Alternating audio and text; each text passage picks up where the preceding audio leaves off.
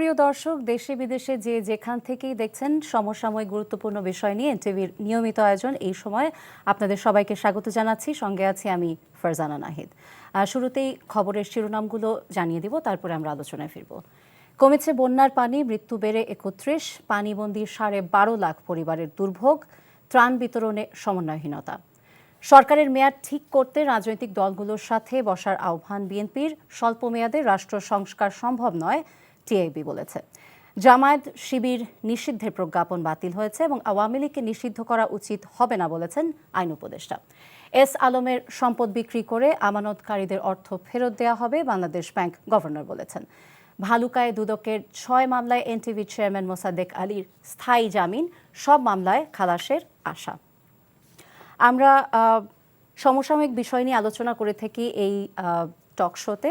আমি প্রথমে একটু পরিচয় করে দিই, তারপর আমরা আলোচনা শুরু করব। আজকে আমাদের সাথে আছেন, বাম দিক থেকে পরিচয় করে দিই, নুসরাত তাবাসসুম, উনি সমন্বয়ক বৈষম্য বিরোধী ছাত্র আন্দোলনে, এবং আরেকজন সমন্বয়ক আমাদের সাথে আছেন, ওনার নাম তানজিনা তাম্মিম হাবসা।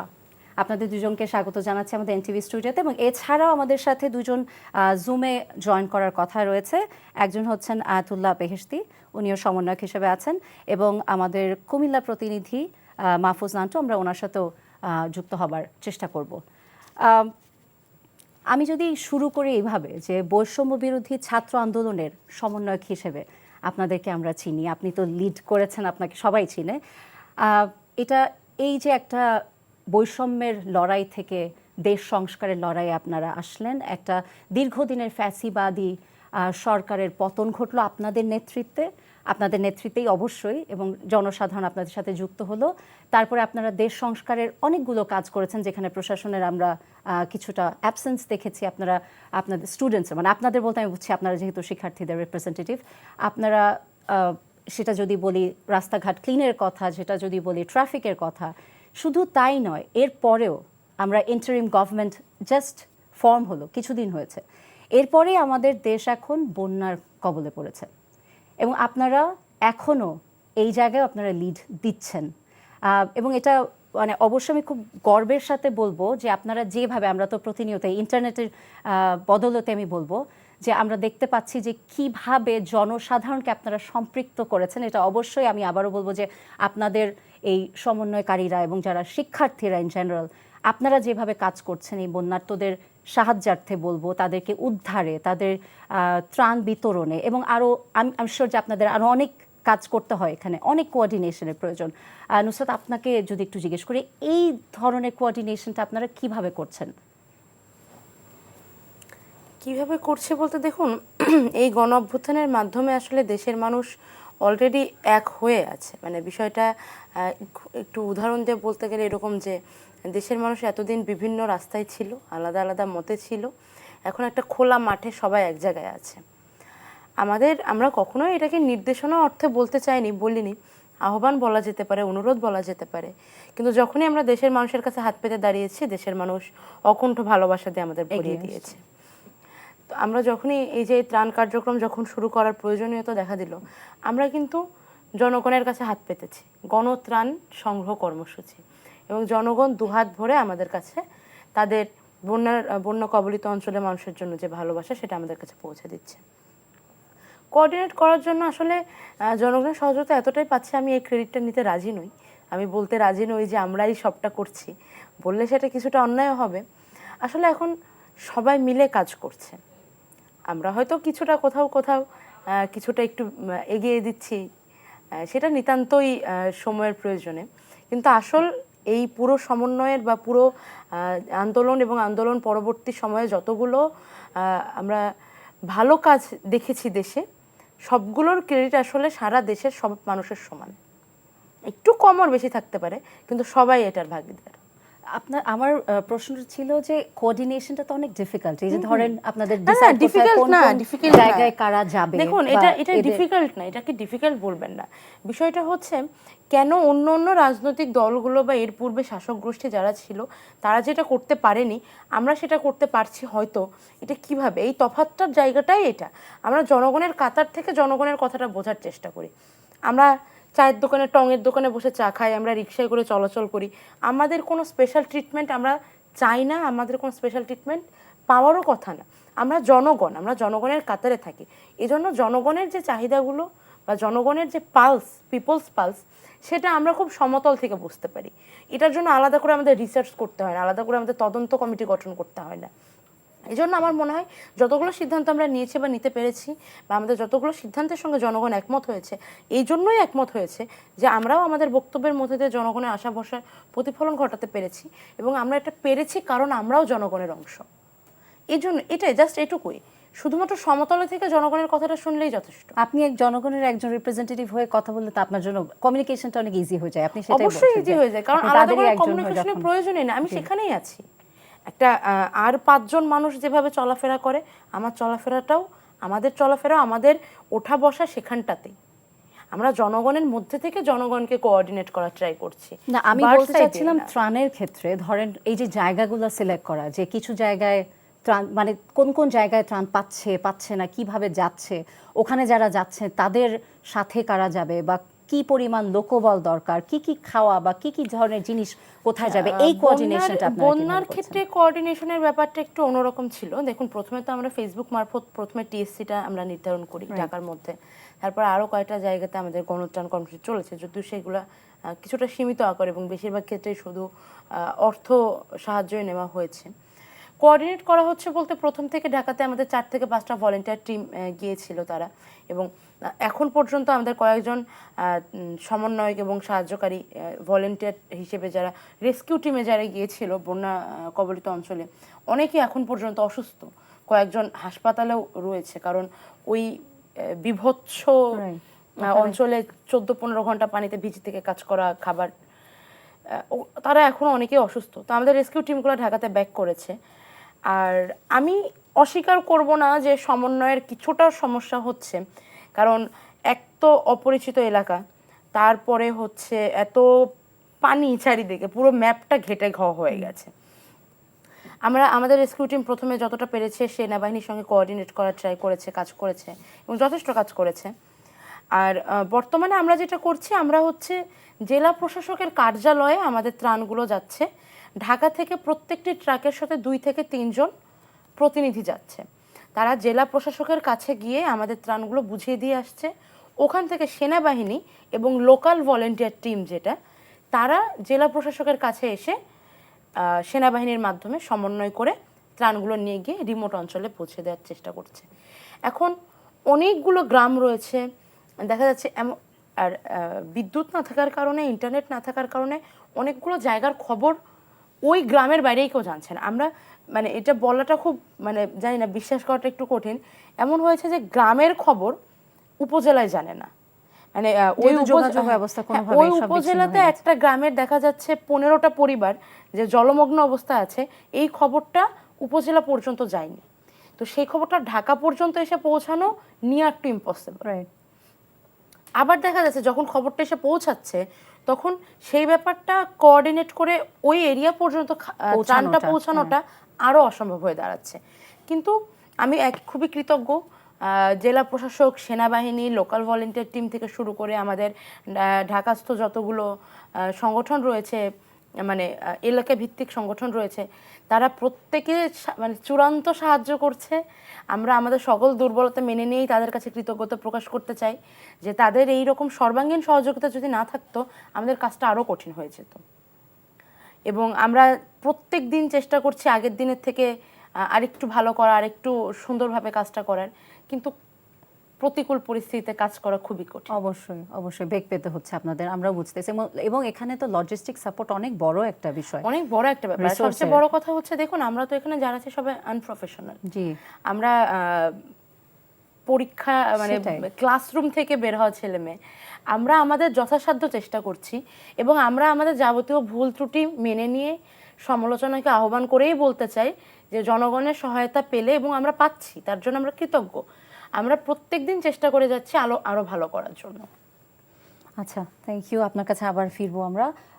হাফসা, আপনার কাছে যদি যাই এবং একটু আর এই ব্যাপারটাই আর একটু যদি জানতে চাই, যে আমরা নিউজ থেকেও জানতে পারছি যে কিছু এলাকায় ত্রাণ যাচ্ছে বেশি, এই যে মানে এটাকে আমি কোঅর্ডিনেশনের অভাব বলবো না, এটা তো যাওয়ারও একটা ব্যাপার আছে যে ওই পর্যন্ত পৌঁছানো, যেটা নুসরাত বললেন যে যোগাযোগ ব্যবস্থায় বিচ্ছিন্ন হয়ে গেলে এটা খুবই নিয়ার টু ইম্পসিবল যে ওই পর্যন্ত আমি জানতে পারবো যে কে। আমরা ইন্টারনেটের মাধ্যমে অনেক কিছু জানতে পেরেছি, কিন্তু অনেকে এভাবেও পোস্ট দিয়েছেন যে আপনারা এখানে আসেন, এখানে কেউ নাই, এখানে খাবার পানির অভাব, এখানে আর ত্রাণ দরকার নাই, এরকম আমরা অসংখ্য পোস্ট দেখছিলাম। কিন্তু এর সাথেও যদি বলি যে জনগণের যে সম্পৃক্ততা, এই যে সবাই চলে এসে, এবং আমার মনে হয় দিস ইজ লাইক এটা একটা হিস্টোরিক্যাল ইয়ে যে এরকমভাবে এর আগে দেশে বন্যায় এত মানুষ এগিয়ে আসছে কিনা আমার জানা মতে এটাই এরকম মানে সর্বাত্মকভাবে আমার মনে হয় দিস ইজ ভেরি মাচ মানে ফার্স্ট টাইম। এবং এটাতে কি আপনাদের মনে হয় যে এটাতেও আপনাদের কাজে বেগ পেতে হয়? কারণ যারা আসছেন তারা তো আপনাদের সাথে কোঅর্ডিনেট হয়তো করছে না, তারা তাদের মতো চলে যাচ্ছেন। মানে আমি বলছি না যে আপনাদেরকে এসে ফান্ড দেওয়া বা জিনিসপত্র দেওয়া, কিন্তু তারা নিজেদের উদ্যোগেও তো যাচ্ছেন, এবং ওটার ক্ষেত্রে অনেক সময় আমরা দেখছি যে তারা পৌঁছাতে পারছেন না, বা অনেক দূর গিয়ে তারা যেহেতু ভিতরে যেতে পারছেন না ওই এরিয়ায়, ওখানে ত্রাণগুলা রেখে চলে আসছেন, এবং ওখানে যারা কাজ করছেন তারা এটা নিয়ে একটু প্রবলেম ফেস করছে, এবং ট্রাফিক জ্যাম অনেক ধরনের প্রবলেম হচ্ছে। আপনি এটা নিয়ে যদি কিছু বলেন। ধন্যবাদ আপনাকে। যে ব্যাপারটা আপনি বললেন যে আমাদের পুরো টিএসসিকে কেন্দ্র করে বা আমাদের ছাত্র জনতাকে কেন্দ্র করে মানুষের যে একটা বলবো যে আস্থার একটা জায়গা তৈরি হয়েছে, সেই জায়গা থেকে আমরা আমাদের সাধ্য মতো আসলে চেষ্টা করছি। আমরা আমাদের যে মানে আমরা যেটা পারছি না সেটাকে স্বীকার করে, আমাদের সমন্বয়হীনতাকে স্বীকার করে আমরা একটু বেটার কিছু করার, সামনের দিকে করার চেষ্টায় আমরা আছি। তো যে ব্যাপারটা বলবো সেটা হচ্ছে যে এই যে মানে কিছু জায়গায় ত্রাণ যাচ্ছিল, কিছু জায়গায় যাচ্ছে না বা এখনও যাচ্ছে না, আমরা সেখানে পৌঁছাতে পারছি না, সেটার বিভিন্ন কারণ আছে। আমি আর একটা যদি উল্লেখ করতে চাই, সেটা হলো যে আমাদের টিএসসিতে আমরা প্রতিদিন 20,000 থেকে 25,000 প্যাকেট, হ্যাঁ 20 থেকে 25,000 প্যাকেট রেডি করার একটা মানে এর বেশি আমরা রেডি করতে পারছিলাম না ত্রাণগুলো। মানে আমরা যে প্যাকেটগুলো করব সেটা 20 থেকে 25,000 পর্যন্ত সীমাবদ্ধ। তো আমরা এই যে আমাদের বন্যা কবলিত এলাকার যে বিস্তৃতি, যে মানুষের যে চাহিদা, সেই তুলনায় কিন্তু এটা আমরা বলবো যে খুবই নগণ্য, তাই না? তো সেই জায়গা থেকে আমরা আসলে চাইলেও সবার ঘরে ঘরে ঘরে আসলে আমরা সেটা পৌঁছে দিতে পারছিলাম না। তো সেই জায়গা থেকে আমরা যখন নোটিশ করলাম যে এটা আমাদের একটা বলবো যে দুর্বলতা, তখন আমরা আসলে আমাদের যে এই যে প্যাকেজিংয়ের যে কাজটা সেটা আমরা আবার জিমনেশিয়ামের দিকে নিয়ে গিয়েছি। তো সেই জায়গাতে আমরা এই যে প্যাকেট যেটা 20 থেকে 25,000 হওয়ার কথা ছিল সেটা আস্তে আস্তে বাড়ছে। তো এই ব্যাপারগুলো আমরা করছি। আপনি এটা বলছেন টিএসসি তে যেটা হচ্ছে আপনাদের? হ্যাঁ, আমাদের টিএসসি তে ইভেন জিমনেশিয়ামে এরপর আমরা শিফট করেছি। তারপর আমরা বলবো যে এই যে আমরা শুকনো খাবার যেগুলো আমরা পৌঁছে দিচ্ছিলাম, তারপর আমরা দেখলাম যে আশ্রয় কেন্দ্রগুলোর আশেপাশে যদি আমরা রান্নার কর্মসূচি যদি শুরু করি, তাহলে সেই ব্যাপারটাও হেল্প করবে মানুষদের। মানুষ তো শুকনো খাবার কিভাবে মানে থাকবে, কিভাবে মানুষের স্যাটিসফ্যাকশনের ব্যাপার আছে। তো তখন থেকে আমরা যে আজকে থেকে কিন্তু আমরা রান্নার যে কর্মসূচিটা সেটা শুরু করেছি। আমরা কুমিল্লার 4টা উপজেলায় 34,000 মানুষের জন্য আজকে রান্না হয়েছে, রান্না আমরা করেছি। ইভেন আমরা সামনে আমরা আরও বিভিন্ন উপজেলায় বিভিন্ন জেলাতে আমরা রান্নার কর্মসূচিটা আমরা করব, মানে কি বলবো, বিস্তৃত করব। তো এই জায়গা থেকে বলবো আবার এই যে আমাদের শুরুতে আমরা দেখেছি যে যেগুলো বন্যার যে ক্ষতিগ্রস্ত যে এলাকাগুলো, সেখানে আমরা যেখানে যেতে পারিনি, আমাদের ভলেন্টিয়ার বা যারা ওখানে লোকাল মানুষ যারা যেতে পারেনি, তো আমরা তখন এই যে কার্গো বিমান, তারপরে বেসরকারি আকাশযোগে প্রশাসনের পক্ষ থেকে বিভিন্নভাবে আমরা ওখানে যাওয়ার চেষ্টা করেছি। তো এইভাবে বলবো, এভাবে আমরা আসলে আমাদের ইয়াগুলো করে যাচ্ছি। ঠিক। আচ্ছা, আরেকটা জিনিস যেটা নুসরাতের কথা থেকে আসছিল যে জনসাধারণের এই যে এইভাবে সম্পৃক্তকরণ এবং একসাথে আসা, আপনি কিছু হ্যাঁ, নুসরাতাপুর কথার রেশ ধরে আমি টেনে বলতে চাই, সেটা হলো যে এই যে বিভিন্ন রাজনৈতিক দল বা যা কিছু আগে পূর্ববর্তীতে ছিল আমাদের দেশে, তাদের প্রতি কিন্তু আমাদের দেশের জনগণের ওইরকম আস্থার জায়গা ছিল না, আমি যেটা বলবো। তো আমাদের উপর তারা ভরসা করতে পেরেছে। আমরা যখন টিএসসিতে এই যে ত্রাণ গ্রহণ কর্মসূচি, গণত্রাণ গ্রহণ কর্মসূচির কথা আমরা যখন ঘোষণা করলাম, তারা স্বতঃস্ফূর্তভাবে কিন্তু সেটাকে অংশগ্রহণ করছে, এখনও কিন্তু করে যাচ্ছে। তো সেই জায়গা থেকে বলবো যে তারা আমাদের একটা হিউজ একটা পাওয়ার। আসলে আমরা ওই আস্থার জায়গাটা তৈরি করতে পেরেছি এবং তারা আমাদের উপর ভরসা করছে। আমরা যে ছোট ছোট বাচ্চারা, আমরা কিন্তু আসলে পলিসি মেকার না বা কিছু না, আমরা কিন্তু ওই যে ক্লাসরুম পরীক্ষার হল থেকে বের হয়ে আসা। আপু যেটা বলল, আপনারা তো জনসাধারণকে মুক্তি দিয়েছেন হ্যাঁ অনেক বছরে। এটা এই জন্যই আমি বলছিলাম যে ফ্যাসিবাদ একটা সরকার এত দীর্ঘদিনের, সেটার যে একটা সমাপ্তি ঘটলো, ওটার নেতৃত্ব আপনারা দিয়েছেন। অবশ্যই জনসাধারণ আসছিল, পুরো দেশ মিলে এটাকে এই প্রোটেকশনটা দিয়ে এই আন্দোলনে নেমে এটাকে ঘটানো হয়েছে, বাট এটা শুরু তো আপনাদের থেকেই। সো আপনাদের উপরে যে ভরসাটা, আমার ওই প্রশ্নটাই আসছিল যে দেখেন এই যে আমরা এই ইন্টারনেটে নিউজেও দেখছিলাম, ফেসবুকেও দেখছিলাম যে আপনাদের ওখানে মানুষের আবেগ, মানে অনেকে আছেন যারা হয়তো টাকা দিচ্ছে না, আমি দেখেছি গোল্ডের কানের দুলো দিয়ে আসছেন, তাই না? মানে যে যেভাবে পারছেন, আমরা 10 ভরির একটা রূপার বিছাও আজকে মানে এখানে আমি বলবো যে একটা ট্রাস্টের বিষয় তো আছে, তাই না? যে আপনারা তো স্টুডেন্টস, আমি এটাই বলছি যে আপনারা আসলে জনগণ কতখানি ট্রাস্ট আপনারা ইয়ে করতে পেরেছেন, স্ট্যাবলিশ করতে পেরেছেন। জনগণ আসলে আমাদের উপরে ট্রাস্ট যতটা করছে ততটা নিজেদের উপরে ট্রাস্টও করছে। দেখুন ব্যাপারটা খুব সাধারণ, মনে করেন আপনি ভোট দিতে গেলেন এবং শুনলেন আপনার ভোট দেওয়া হয়ে গেছে, এরকম ঘটনা আপনার সাথে 10 বার ঘটলো, 11 বারের বেলায় আপনি আর ভোট দিতে যাবেন না। তো হুট করে যদি দেখেন যে না আপনি ভোট দিতে যেতে পারছেন, আবার ভোট দিতেও পারছেন, আবার ভোট দিয়ে নিরাপদে চলেও আসতে পারছেন, তখন আপনার ভোট দিতে যাইতে ইচ্ছা করবেন। জনগণ এখন দেশকে ওন করতেছে, জনগণ আমাদের হাত দিয়ে কাজটা করাচ্ছে সত্য, কিন্তু জনগণ আসলে নিজেদেরকে প্রুভ করতেছে। এটা হচ্ছে বিষয়, মানে জনগণ ফাইনালি তারা যে দেশের রাইটস এবং লাইবিলিটি দুইটাই যে ওন করতেছে, হ্যাঁ তারা অধিকার এবং দায়িত্ব দুইটা জিনিসকেই স্বীকার করতেছে এবং চর্চা করতে পারছে, তারা ওই চর্চাটাই করছে আমাদের হাত দিয়ে, কারণ অনেক দিনের অনভ্যাস। কিন্তু এই যে ব্যাপারটা তারা যে যখন বলছেন যে আমাদের ট্রাস্ট করছে, আমাদের ট্রাস্ট যতটা করছে জনগণ নিজেদেরকে ততটা বেশি ট্রাস্ট করছে। এটা কীরকম আমি একটু ক্লিয়ার করি। মনে করেন জনগণ নিজের সিদ্ধান্ত নিয়ে কনফিডেন্ট হচ্ছে যে না এই ছেলে মেয়েগুলো যখন আন্দোলন করেছে তখন ওদের প্রতি ভরসা করেছি, আমার সেই সিদ্ধান্তটা সঠিক ছিল, এখন আমি এই ছেলে মেয়েগুলোর উপরে ভরসা করছি, আমার এই সিদ্ধান্তটাও সঠিক। জনগণ এভাবে নিজেদের চর্চাটা চালাচ্ছে। তো আমরা আসলে এখানে খুবই ক্ষুদ্র অংশ, মূল গেমটা জনগণের হাতেই। রাইট। আমরা এখন একটু অনলাইনে যুক্ত হব আমাদের স্থানীয় প্রতিনিধি, কুমিল্লার প্রতিনিধি, ওনার সাথে মাহফুজ নান্টু। নান্টু, আপনি কি শুনতে পাচ্ছেন? আমি একটু জানতে চাচ্ছি, আজকে আপনি তো সারাদিন মনে হয় এই রিপোর্টিং এর কাজে ছিলেন, আপনি বন্যাত্ম এলাকাগুলো দেখেছেন, আমাদেরকে যদি একটু ব্রিফ করেন যে আপনি কি দেখলেন, এখন এই মুহূর্তের পরিস্থিতিটা কতখানি একটু স্বাভাবিক হয়েছে কিনা, কোন কোন এরিয়া আপনি কভার করেছেন এবং ওখানে ত্রাণ সহায়তা কি পরিমাণে যাচ্ছে বা যাচ্ছে না, দুইটাই যদি একটু বলেন।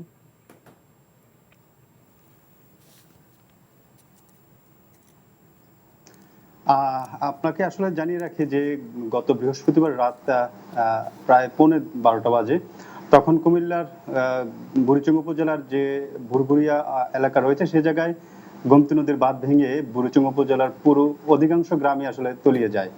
তার আগে ভারী বৃষ্টি এবং পাহাড়ি ঢলে কুমিল্লার যে 5টি উপজেলা রয়েছে, বিশেষ করে দক্ষিণের যে নাঙ্গলকোট, লাকসাম, মনোহরগঞ্জ, 14 গ্রাম, এই উপজেলাগুলো কিন্তু পানিতে তলিয়ে যায়। তো ওই উপজেলাগুলোর যে কারণে পানিতে তলিয়ে যায় সেটাও কিন্তু রয়েছে যে ফেনীর মুহুরী নদী, 14 গ্রামের কাকরি আর পাশের যে ডাকাতিয়া নদী, সেই পানিগুলো কিন্তু 3টা উপজেলাকে একদম প্লাবিত করে ফেলে। আর এদিকের উত্তরের যে 2টা উপজেলা বুড়িচং এবং ব্রাহ্মণপাড়া, সেগুলো ডুবে যায় মূলত গোমতীর পানির কারণে। আমরা গত 5-6 দিন ধরে একদম প্রতিটা অঞ্চলে ঘুরে দেখেছি, সেখানে আমরা যে বিষয়টা প্রথমে লক্ষ্য করেছি যে গত 50 বছরেও মানুষ এত পানি সাধারণত দেখেনি, যে কারণে আসলে কারোই কোনো প্রস্তুতি ছিল না যে এরকম বন্যা মুখোমুখি হলে তাদের কি করতে হবে।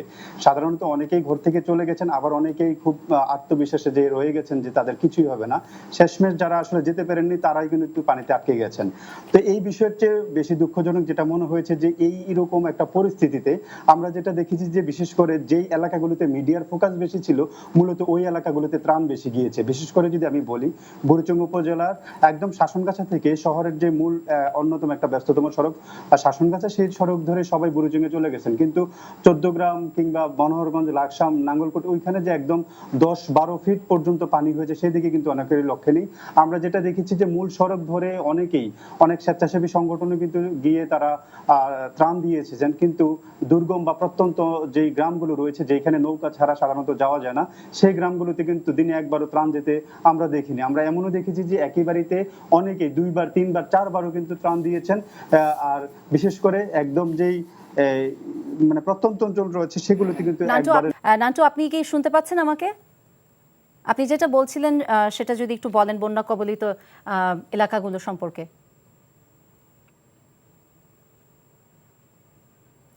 আচ্ছা, আমার মনে হয় সংযোগ বিচ্ছিন্ন হয়ে গেছে। আমরা আলোচনায় ফিরছি, আমরা পরবর্তীতে তার সাথে আবার যুক্ত হব। নুসরাত, আপনার সাথে যদি এটা নিয়ে একটু কথা বলি যে বন্যার পরবর্তী, আমরা যেটাকে বলি যে বন্যার যে আফটার ম্যাথ হয়, বা যেটা অলরেডি শুরু হয়ে গেছে, যে রোগবালাই, তারপরে মানুষের পুনর্বাসন, মানে শুধু ত্রাণ দেওয়াটাই তো আসলে একটা পার্ট এটা। এরপরে যেটা হয় যে মানুষের ঘরবাড়ি ভেসে গেছে, তলিয়ে গেছে, তারপরে গবাদি পশুর মৃত্যু হয়েছে, তারা যেটা ধরে আর কি বাঁচতো, তাদের ওই অনেক জায়গা থেকে তারা সেগুলো হারিয়ে ফেলেছে। তাদের পুনর্বাসন বা তাদেরকে নিয়ে আপনাদের এগুলো নিয়ে কি কোনো পরিকল্পনা আছে কিনা? দেখুন, আজ পর্যন্ত আমাদের বৈষম্য বিরোধী ছাত্র আন্দোলনের ব্যানারে টিএসসিতে সংরক্ষিত অর্থের পরিমাণটা 7 কোটির কিছুটা উপরে, আর খরচ হয়েছে মোটামুটি 1 কোটির কাছাকাছি। 1 কোটি এখনো হয়নি, 1 কোটির কিছুটা কমই আছে, 71-72 লাখ মতো আমি যতটুকু মনে করতে পারছি। ওরা টাকার ব্যাপারটা দেখছে, ওরা বলতে পারবে ভালো। বাকি যে অর্থটা আরও যেটা খরচ হবে হয়ে যাওয়ার পরেও একটা বড় অঙ্কের অর্থ আমাদের মানে এখানে বাজেট করার প্ল্যান আছে, যে আফটার ফ্লাড যে রিফরমেশনগুলো সেখানে, কারণ পুনর্বাসন খুবই জরুরি। যারা বন্যা শেষ করে আশ্রয় কেন্দ্র থেকে বা যেখানে ছিল, যখনই যে ফিরবে, সে এসে তার ঘরবাড়ি যেখানে পাবে, সেটা ওখান থেকে উঠে আসাটা অনেক কঠিন। বাকৃবির কিছু শিক্ষার্থী ভাইয়েরা এবং কিছু ওখানকার কিছু গবেষক আমাদের সাহায্য করতে রাজি হয়েছেন। আমাদের মানে বৈষম্য বিরোধী ছাত্র আন্দোলন না, জনগণকে সাহায্য করার জন্য তারা যারা এফেক্টেড তাদের লেট আমন সিডস তারা এটা তৈরি করছেন, প্রোভাইড করবেন বলে আমরা জানতে পেরেছি। সেটা যদি হয় তাহলে কৃষকদের জন্য খুব উপকার হবে। আমরা আমাদের যে বললাম যে ব্যাপক একটা মোটামুটি বড় অঙ্কের অর্থ, সিংহভাগ অর্থ আমরা রেখে দিতে চাই পুনর্বাসনের কাজের জন্য। কারণ পুনর্বাসন বলতে এখানে গৃহায়ন রয়েছে, পুনরায় কর্মসংস্থান স্থাপন রয়েছে, এবং বন্যা পরবর্তী রোগবালাইয়ের সঙ্গে ওই যুদ্ধটা রয়েছে। কারণ এখনই আমরা যে ওষুধগুলো পাঠাচ্ছি সেগুলো পর্যাপ্ত হতে পারে না। কারণ বাচ্চাদের এক রকমের অসুখ, বড়দের এক রকমের অসুখ, বন্যার পরে আরেক রকমের অসুখ, তাদের কিন্তু ওই মুহূর্তে একটা বড় সাহায্যের দরকার হবে। গৃহায়ন কর্মসূচি হাতে নেওয়ার প্রয়োজন পড়তে পারে, কারণ এই বন্যা বিশেষত দেশের পূর্বাঞ্চল, ওই জায়গাটা তো বন্যা কবলিত বেশি একটা হয় না। তো ওই অঞ্চলটা আসলে বন্যার সাথে কিভাবে ডিল করতে হয় এটা একটু অনভ্যস্ত, এই জন্য ক্ষতির পরিমাণটা অনেক বেশি হয়ে গেছে। এই জন্য আমরা চাচ্ছি যে একটা বড় অংশ গৃহায়নের কাজ, গৃহায়ন কর্মসূচিতে কর্মসংস্থান পুনর্স্থাপনের কাজে ব্যয় করা হবে, এবং সর্বোপরি বন্যা পরবর্তী মানব জীবন যে একটা বিক্ষিপ্ত হয়ে যায়, মানে কর্মসংস্থান থেকে তারা বিচ্ছিন্ন হয়ে যায়, এটা যেন পুনর্স্থাপিত করা যায়, মানুষ যেন খুব দ্রুত স্বাভাবিক জীবনে ফিরতে পারে, এটা আমাদের লক্ষ্য রয়েছে। এবং এই যে অর্থের হিসাবটা দিলাম, সিংহভাগ অর্থ ব্যয় হবে সেই খাতে। আপনাদের সাথে কি হাফসা, আপনিও এটা রিপ্লাই দিতে পারেন যে আপনাদের সাথে কি গভর্নমেন্টের কোনো কোঅর্ডিনেশনের ব্যাপার আছে কিনা? যেটা উনি বললেন যে এটা তো অনেক বড় একটা ব্যাপার, যে গৃহায়নের এই যে কাজটা, তাদের পুনর্বাসনের জন্য, তাদের আবার থাকার জন্য, যাদের ঘরবাড়ি নেই এখন, এটা তো আপনাদের মানে আপনাদের যেইটুকুই আছে সেটা তো অ্যাবসলিউটলি নট গুড এনাফ, অবশ্যই। তো এটার জন্য ডেফিনেটলি সরকারের পক্ষ থেকে জনগণ বা যারা এগিয়ে আসছে এখনও, আপনারা যদি এই মেসেজটা দেন এখন থেকেই যে আমাদের আরও লাগবে, এই কাজগুলো বাকি আছে, এখন থেকে আমরা সেটার প্রস্তুতি নেই, আপনার এই ব্যাপারে কি সাজেশনস আছে যে কিভাবে এই সম্পৃক্ততা বা কি প্রিপারেশন দরকার? আচ্ছা, আমাদের এখনও কিন্তু আমরা এই যে 22 তারিখ থেকে আজকে এই যে 28 তারিখ পর্যন্ত কিন্তু আমরা আমাদের এই যে গণত্রাণ গ্রহণ কর্মসূচি আমরা কিন্তু করে যাচ্ছি, আমরা ওটা গ্রহণ করে যাচ্ছি। আমরা এখন আপাতত আমরা বন্ধ রেখেছি যে এই যে আমাদের যে জামা কাপড় যেগুলো মানে প্রোভাইড করছিল, এগুলোর আমরা বলেছি যে এগুলো আমাদের আপাতত লাগবে না, কিন্তু আমরা এই যে আমাদের টাকার যে ব্যাপারটা সেটা কিন্তু এখনও আমরা বন্ধ করিনি। তো আমরা এটা এখন জনগণের কাছ থেকে চাচ্ছি যাতে তারা এটাতে দেয়, গণত্রাণ গ্রহণ কর্মসূচিতে যেন তারা অংশগ্রহণ করে। এবং আপু যেটা বললো যে আমরা এই যে বন্যা পরবর্তী রিহ্যাবিলিটেশনের জন্য যে ব্যাপারটা, এটা আমরা মাথায় রেখে আমরা আসলে ওই অর্থটা আমরা আরও বাড়াতে চাচ্ছি এবং ওইটা আমরা রেখে দিচ্ছি। এই যে এখন আজকে আমাদের গণরান্না কর্মসূচি শুরু হয়ে গিয়েছে, আর সামনের দিনগুলোতে আরও হচ্ছে আমরা রান্নার কর্মসূচি করবো, সেখানে আমাদের একটা অর্থের একটা এই ব্যয়ের ব্যাপার আছে, সেখান থেকে হয়তো আমরা অর্থ ব্যয় করব, কিন্তু ওটার পরেও আমরা হচ্ছে এই যে বন্যার পরের যে মানুষের অসুস্থতা, বিভিন্ন কিছু গৃহায়ন, সব কিছুর জন্য আমরা রেখে দিয়েছি। এবং আমরা এখন বর্তমানে আমরা মানুষের কাছে এটাই বলছি যে যারা হচ্ছে গণত্রাণ গ্রহণ কর্মসূচিতে অংশগ্রহণ করছে বা করবে, তারা যাতে হচ্ছে আমাদের এই যে রান্না বান্নার জন্য আমাদের যে সামগ্রীগুলো দরকার সেগুলো যাতে তারা ওখানে দেয়। তারপর আমরা আরও এই যে গত দিনগুলো থেকে আরও বলছি যে আমাদের ওখানে আমরা মোমবাতি যে ব্যাপারটা আমরা দিচ্ছিলাম, তো সেটা অতটা আসলে কার্যকরী না মোমবাতি দেওয়াটা। তো আমরা বলছি যে টর্চ লাইট সহ 2টা ব্যাটারি সহ যদি তারা ওটা আমাদেরকে দেয়, তাহলে আমরা তাদের কাছে পৌঁছে দিতে পারবো। তো এই ব্যাপারগুলো থেকে আমরা আসলে ওই প্রস্তুতিটা নিচ্ছি যে বন্যার পরে আমরা যেটা করবো। আর এই সরকারের যে সম্পৃক্ততার কথা যেটা বললেন, এখন পর্যন্ত হচ্ছে আমরা এটা বলতে পারছি না যে সরকার হচ্ছে কিভাবে পদক্ষেপ নেবে বা কি পদক্ষেপ নিতে পারে তাদের পরিকল্পনাটা। আচ্ছা, আপনারা এখন ফোকাস করছেন আসলে রাইট এট দিস মোমেন্ট যেটা একদম প্রায়োরিটি, সেটা হচ্ছে ত্রাণ বিতরণ, তাদের রেস্কিউ করা, উত্তরণের যে ব্যাপারটা, সেটা হচ্ছে আমরা আপাতত ওটাকে আমরা ফোকাসে রাখছি। আমরা বন্যার পরবর্তী যে ব্যাপারটা সেটাও মাথায় আছে, বাট ওটা হচ্ছে ওটার প্ল্যান আমরা আরো ঢেলে সাজাবো। আচ্ছা, আর যদি দুজনকে একই প্রশ্ন করি যে আপনারা যা দেখছেন, যেভাবে এই ত্রাণ কর্মসূচিটা চলছে, যেভাবে জনগণ যাচ্ছে, আপনারা সম্পৃক্ত হচ্ছেন, এবং এটা শিক্ষার্থী হিসেবে আমি বলছি ইটস নট অ্যাবাউট শুধুই Dhaka university, but public university এবং প্রাইভেট ইউনিভার্সিটি সব জায়গা থেকেই কিন্তু তারা তাদের মতো সবাই চেষ্টা করছেন। এখানে গ্যাপ কি কি আপনাদের মনে হয় আছে এবং সেটাকে ফিল আপ করা দরকার? দুজনের কাছ থেকেই শুনবো। নুসরাত, আপনি আগে। গ্যাপ তো অনেকগুলো রয়েছে। প্রথমত মানে I know it sounds little, but coordination isn't easy. কারণ কোঅর্ডিনেশন মানে সমন্বয়ের কথাটা যখন আসবে, তখন সবার সাথে সবার এই যে যোগাযোগের ব্যাপারটা, প্রথমে এটা আমি উল্লেখ করলাম যে গ্রামের অবস্থা উপজেলার মানুষজন পাচ্ছে না, তো এটা খুবই কঠিন। এই এই এই গ্যাপটা পূরণ করাটা খুব কঠিন।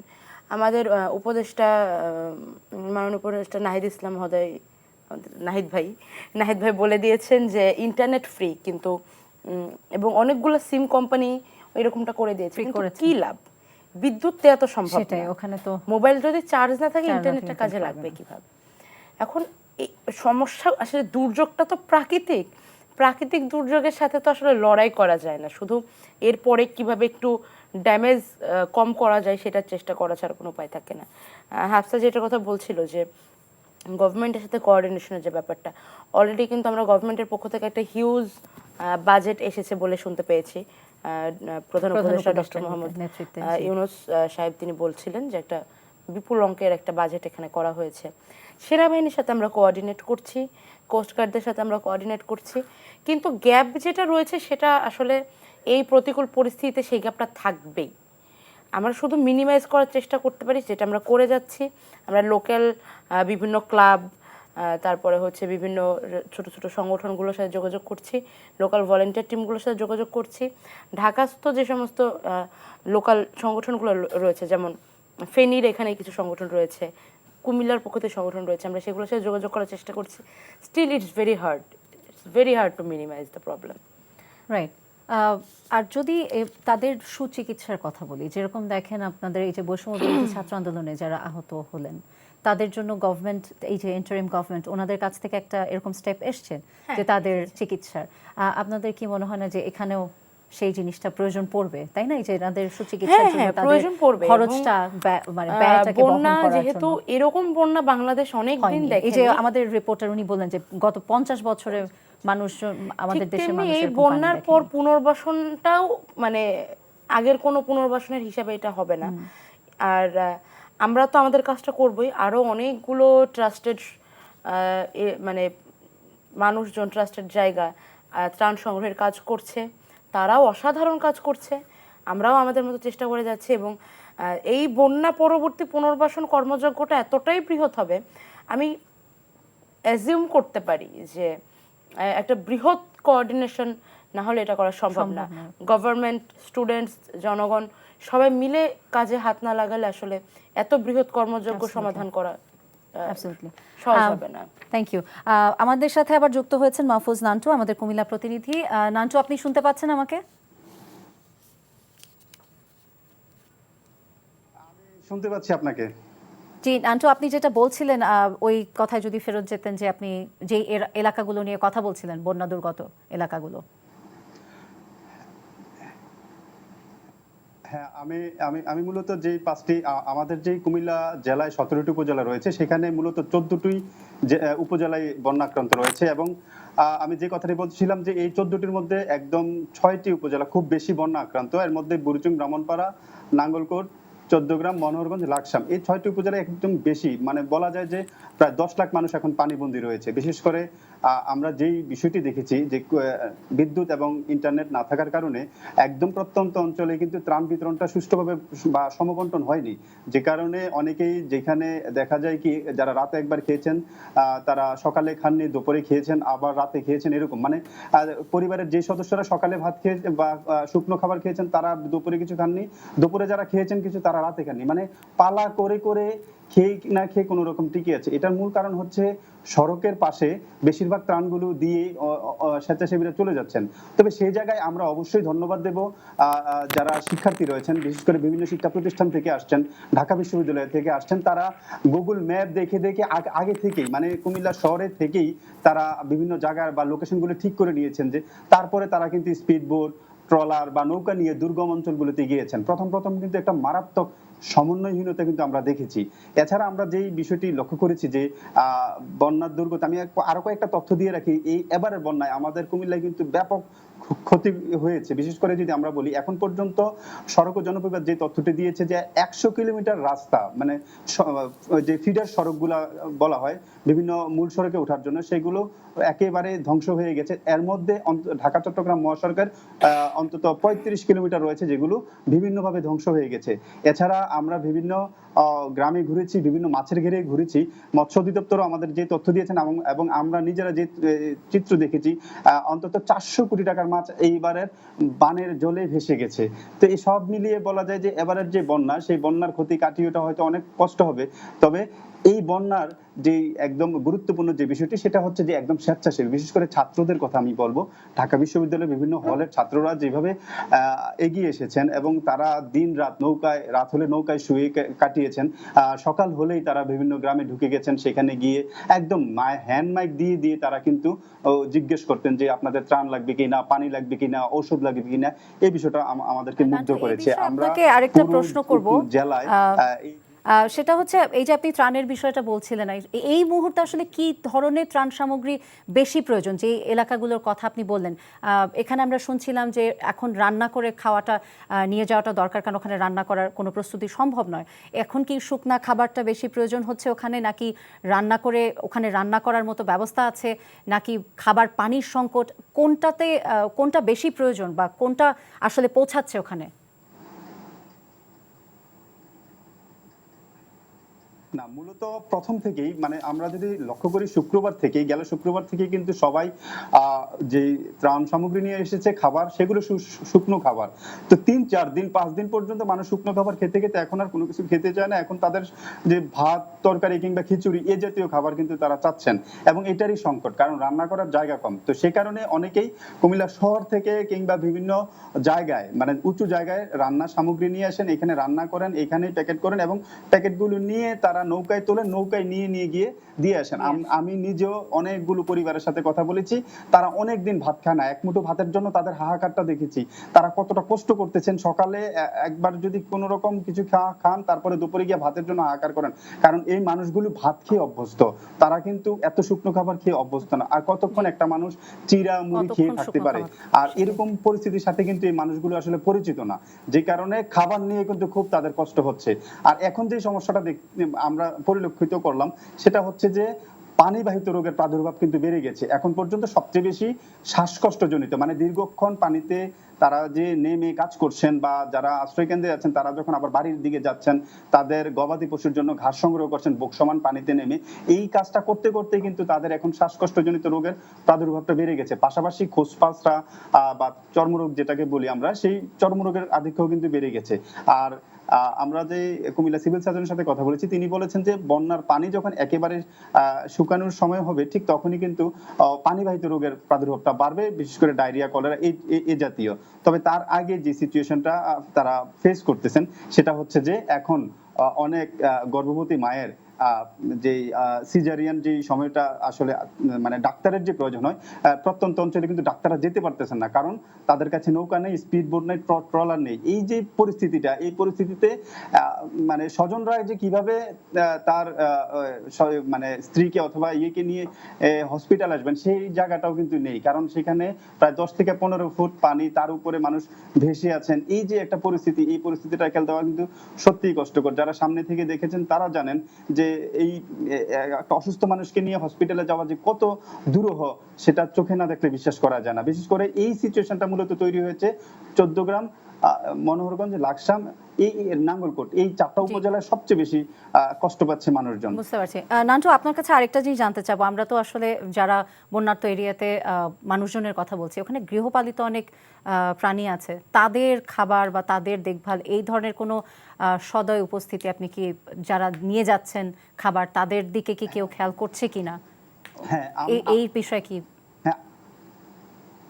হ্যাঁ, আমরা প্রথমে যে জিনিসটা দেখেছি যে শুক্রবার অনেকেই বাড়ি ফিরে গেছেন শুধু তার গবাদি পশুগুলো ফেরত আনার জন্য, কেননা তারা ভাবছিলেন হয়তো হাঁটু সমান পানি হবে, কিন্তু সেটা যে বুক সমান কিংবা মানুষ একটা মানে 5 ফুট 5.5 ফুটের একটা মানুষের যে ডুবে যাবে এই বন্যার পানি, তারা কিন্তু সেটা বুঝতে পারেনি। তো সেক্ষেত্রে অনেকেই তাদের গবাদি পশু ফিরিয়ে আনছেন। কেউ কেউ আবার যাদের বাড়িতে মানে ইটের ঘর, বিল্ডিং রয়েছে, তারা আবার কষ্ট করে ছাদের উপরে রেখেছেন। আমরা ছাদের উপরে অনেকগুলো ফুটেজ আমরা পেয়েছি যেখানে তারা ছাগল, গরু রেখেছেন, আর বেশিরভাগই চেষ্টা করেছেন উঁচু জায়গায় নিয়ে আসে। সেক্ষেত্রে অনেকেই যেটা করতে পারেননি সেটা হচ্ছে, যেমন একটা 50,000 টাকার গরু তারা এখন খুব বিপদে পড়েছেন, সেটা তিনি 30,000 টাকা কিংবা 20,000 টাকায় ছেড়ে দিয়েছেন।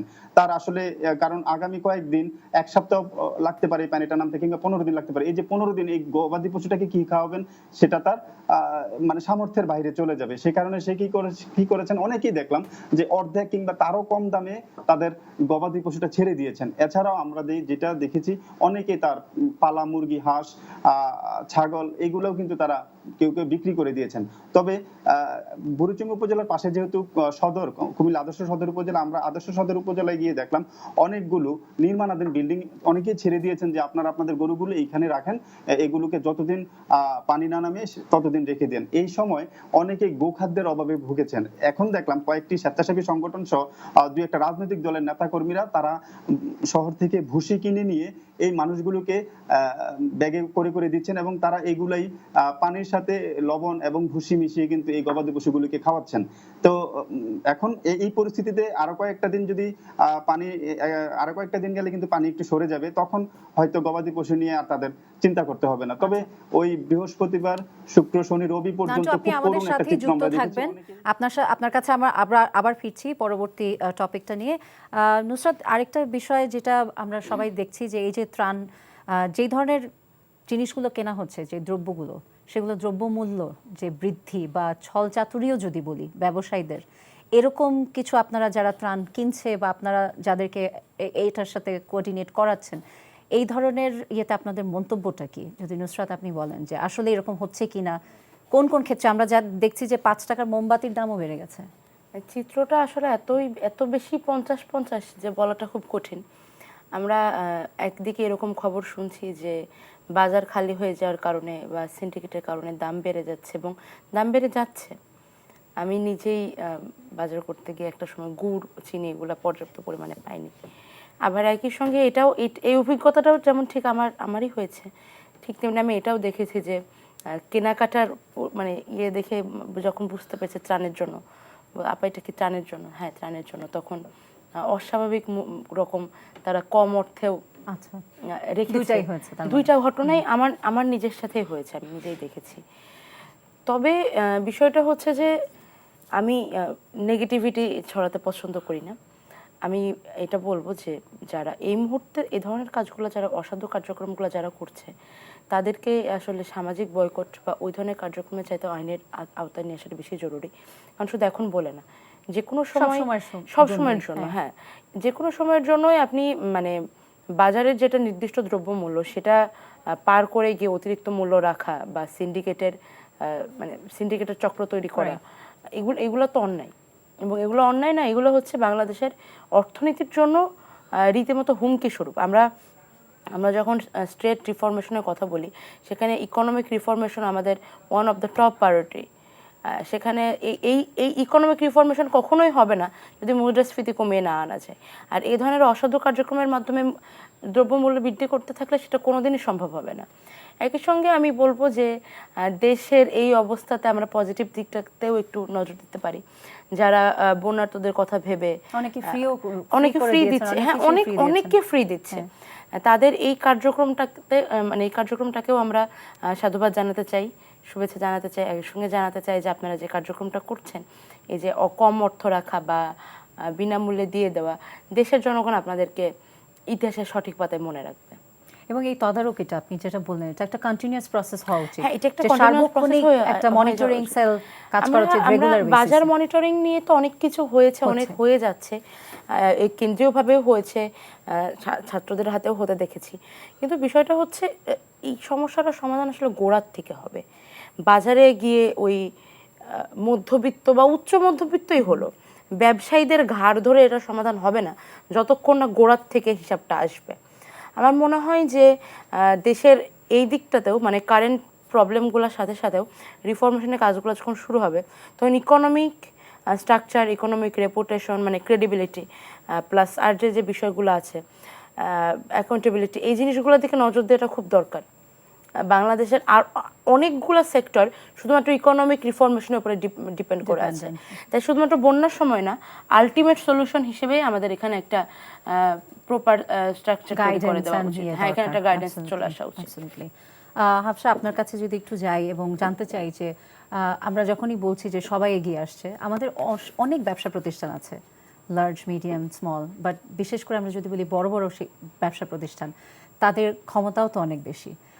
তাদের উপস্থিতি আপনারা কতখানি দেখেছেন এই বিষয়ে এগিয়ে আসতে? বা তাদের তো পণ্যের, যারা ধরেন পণ্যই বিক্রি করে, তারা তো ওই পণ্যগুলোকেও এই সময় ফ্রি করে দিচ্ছে কিনা, কোন পর্যায়ে? ইনফ্যাক্ট আমি ট্রান্সপোর্টেশনের কথাটাও জানতে চাবো, যে ট্রাক লাগছে, স্পিডবোট লাগছে, নৌকা লাগছে, এই বিষয়গুলোতে যারা ধরেন, আমি বলছি না যে নৌকার মাঝি যারা তারা ওটাকে ফ্রি করবে, সেটাই ওটা তো তারই রুজি, সেটা না। আমি বলছি যারা এফোর্ড করতে পারে, যারা বড় বড় ব্যবসায়ী, তারা এই কাজটা কতখানি মানে ভালোভাবে করছেন, আসলে সদয় ভাবে করছেন এই পরিস্থিতিটাতে? আসলে আমি হচ্ছে টিএসসির সামনে থেকে যে ট্রাকগুলোকে যেতে দেখেছি, সেগুলো আমি দেখেছি যে বিআরটিসির ট্রাক। এরপর আমাদের ঢাকা বিশ্ববিদ্যালয়ের থেকে বাস দেওয়া হয়েছে, তো ট্রান্সপোর্টেশনের ব্যাপারটা আমি এটা বলবো। তারপর হচ্ছে আমাদের ঢাকা বিশ্ববিদ্যালয়ের বিভিন্ন ডিপার্টমেন্ট থেকে, বিভিন্ন ইনস্টিটিউট থেকেও কিন্তু তারা তাদের নিজেরা হচ্ছে ওখানে যাচ্ছে ত্রাণ নিয়ে, তো তারা সেটা নিজেরা এফোর্ট করে নিয়ে যাচ্ছে। আর এখানে আমি বলবো যে বড় বড় ব্যবসায়ীদের যে উপস্থিতি, আমি আসলে ত্রাণ গ্রহণের হচ্ছে মানে বুথে থাকার কয়েকদিন সুযোগ হয়েছে, ওখানে আমি ছিলাম।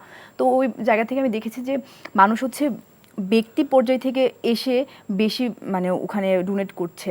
এরপরে দেখেছি ছোটো ছোটো ব্যবসা প্রতিষ্ঠান থেকেও তারা এসেছে এবং তারা ওই ব্যানারে এসেছে, এরকমও দেখেছি। কিন্তু আসলে ওইরকম বড় কোনো প্রতিষ্ঠানের ইয়াগুলো আমার সামনে আপাতত পড়েনি। ইভেন আমি হচ্ছে একদিন যখন আমাদের টিএসসিতে স্যানিটারি ন্যাপকিনের যখন দেখলাম যে ওখানে একটু সংকট আছে, তো সেই সময়টাতে আমার হচ্ছে পরিচিত একজন ছিল, তো ওনাকে আমি হচ্ছে যখন নক করি যে স্যানিটারি ন্যাপকিনের যারা হচ্ছে মানে হোল্ডার, ওদেরকে হচ্ছে রিচ করা যায় কিনা কোনোভাবে, যে আমরা হচ্ছে ওদেরকে বলবো যে আমাদের যাতে একটু হেল্প করে। তো উনি হচ্ছে আমাকে আশ্বাস দিয়েছিল যে আমরা রিচ করব। তারপর উনি নিজে থেকে এসে দিয়ে গিয়েছিল ৮,৪০০ পিস স্যানিটারি ন্যাপকিন, বাট ওইটাও হচ্ছে আমরা রিচ করতে মানে পারিনি ওই সময়। এটা কি ওনার কোম্পানির প্রোডাক্ট এরকম কিছু না, উনি নিজে কিনে নিয়ে এসেছে। উনি কিন্তু একজন শিল্পপতি বা ওনার নিজের ব্যবসা আছে, তো কিন্তু উনি হচ্ছে স্যানিটারি ন্যাপকিনের না, কিন্তু উনি হচ্ছে নিজের জায়গা থেকে ওটা কিনে নিয়ে এসেছে। তো এইভাবে এরকম আমি উপস্থিত তাদের দেখেছি। আচ্ছা, আমরা আবার একটু মাহফুজ নান্টুর কাছে ফিরে যাচ্ছি। নান্টু, আপনি শুনতে পাচ্ছেন? একটু জানতে চাচ্ছি যে একটু সংক্ষিপ্তভাবে, আমাদের সময় একেবারেই শেষ, একটু জানতে চাচ্ছি যে বন্যার্তদের জন্য আপনি যেখানে আছেন, আপনি সেটার বলছিলেন যে এই গ্যাপগুলা কী কী আপনার এই মুহূর্তে মানে বলার মতো কি আছে, যে কি করণীয় আছে এই মুহূর্তে, কোনটা করা দরকার? আমি অতিথির কথা শুনছিলাম, তিনি বলছিলেন যে ইকোনমিক্যাল একটা রিফর্ম দরকার। আসলে এই মুহূর্তে বন্যার পানি হয়তো নেমেই যাবে, কিন্তু বন্যার পানি নেমে যাওয়ার পরের যেই সমস্যাগুলো আসলে তৈরি হবে সেটা অনেক প্রকট আকার ধারণ করবে। আমি বিশেষ করে স্বাস্থ্য সেবার প্রতি নজর দিতে স্বাস্থ্য বিভাগের প্রতি অনুরোধ থাকবে। পাশাপাশি যেসব তরুণ উদ্যোক্তা মাছ চাষে আগ্রহী হয়েছিলেন তাদের যেন সহজ শর্তে ঋণের ব্যবস্থা করা যায়, কেননা আমাদের এই কুমিল্লায় প্রায় 400 কোটি টাকার মাছ একদম বানের জলে ভেসে গেছে। এবং আমি খবর নিয়ে দেখলাম অনেকেই একেবারে নতুন তরুণ উদ্যোক্তা প্রশিক্ষণ নিয়ে মাঠে এসে প্রথমেই তারা যে ধাক্কাটা খেলেন সেই ধাক্কাটা সামলে ওঠা তাদের জন্য কিন্তু খুব কঠিন হয়ে যাবে। পাশাপাশি রাস্তাঘাটের যে অবস্থাটা, প্রায় 100 কিলোমিটার সড়ক বিভিন্নভাবে ক্ষতিগ্রস্ত হয়েছে, সেগুলো যদি দ্রুত রিফর্ম না করা হয়, মানে কনস্ট্রাকশনের কাজটা না করা হয়, সংস্কার না করা হয়, তাহলে যোগাযোগ ব্যবস্থা খুব মানে কঠিন হয়ে যাবে। নান্টু, আপনাকে ধন্যবাদ আমাদের সাথে যুক্ত হবার জন্য। আমরা মাহফুজ নান্টুর কথা শুনছিলাম, উনি আমাদের কুমিল্লা প্রতিনিধি। নুসরাত, একেবারেই শেষ পর্যায়ে এসেছি আমরা, আমাদের একেবারে 30 সেকেন্ডস বাকি আছে। যদি আপনার কিছু বলার থাকে শেষ করার আগে, যে এই মুহূর্তে আসলে কি করা দরকার বা কোন দিকে নজরটা দেওয়া বেশি প্রয়োজন? নজর এই মুহূর্তে আসলে মানে সবকিছু নতুন করে শুরু করতে হচ্ছে, তো নজর সব দিকেই দেওয়া প্রয়োজন। তবে আমি সহযোগিতার আহ্বান করতে চাই। সমালোচনা সুস্বাগত, সেই সঙ্গে কিছুটা সহযোগিতাও চাচ্ছি জনগণের কাছ থেকে, এবং আমরা পাচ্ছি, তার জন্য আমরা কৃতজ্ঞ। এই সহযোগিতাটা জারি থাকুক, এটাই জারি থাকুক, সমালোচনা জারি থাকুক, কনস্ট্রাকটিভ ওয়েতে আমাদের ভুল ধরা হোক, আমাদের শুধরে দেওয়ার জন্য, সেই সঙ্গে সহযোগিতা করা হোক, আমাদেরকে কাজ করার সুযোগ করে দেওয়া হোক। আমরা জনগণের কাতারে থেকে যতটুকু কাজ করে যাওয়া সম্ভব আমাদের দ্বারা, আমরা তার থেকে সাধ্যের বাইরে গিয়ে করার চেষ্টা করব। আর এই মুহূর্তে প্রায়োরিটির দিক থেকে বলতে গেলে হ্যাঁ, এটাই জনগণের উচিত, যে সহযোগিতাপূর্ণ মনোভাব তৈরি হয়েছে এটা ধরে রাখা। Thank you. আচ্ছা, আপনি কিছু বলতে চান একেবারে শেষ পর্যায়ে? আমি বলবো যে আমাদের এই যে সমন্বয়হীনতা, মানে শুরুতে হচ্ছে সমন্বয়হীনতাকে আমরা স্বীকার করে আমরা সামনে ভালো কিছু দেওয়ার আশ্বাস আমরা দিচ্ছি আর কি। আমার মনে হয় আমরা আশা রাখতে পারি, যেহেতু আপনারা দুজনই বলছিলেন, আমরাও জানছিলাম যে কাজ হচ্ছে, এটা ঠিক। আমরা হয়তো আরেকটু সমন্বয় করলে, এবং প্রতিদিনের আমার মনে হয় এটা একটা learning process, continuous learning process. প্রতিদিন বুঝে আমরা পরের দিনটাকে আরেকটু বেটার করার চেষ্টা করছি। এরকম চিত্র আমরা আগে কখনো দেখিনি। এটা আসলে সত্যি, বাংলাদেশে কেউই দেখেনি, আমরা কেউই দেখিনি। তো সেই ব্যাপারটার সাথে ডিল করতে আমাদের অবশ্যই সেটাই করতে হবে। নুসরাত তাবাসসুম এবং তানজিনা তামিম হাফসা, আপনাদের দুজনকে এনটিভি স্টুডিওতে আসবার জন্য ধন্যবাদ। একটু ভালো একটা আলোচনা করেছি আমরা। প্রিয় দর্শক, এই ছিল আমাদের আজকের এই সময়। সবাই ভালো থাকবেন। শুভরাত্রি।